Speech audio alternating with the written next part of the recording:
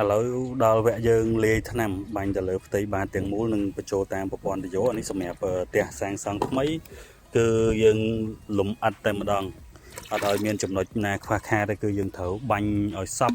លើផ្ទៃហ្នឹងហើយថ្នាំប្រើទៅតាមទំហំការងារជាក់ស្ដែងនៃទីតាំងមួយហ្មងហើយយើងបន្ថែមធ្វើការបញ្ចូលទឹកថ្នាំទៅតាមប្រព័ន្ធទយោបន្ថែមទៀត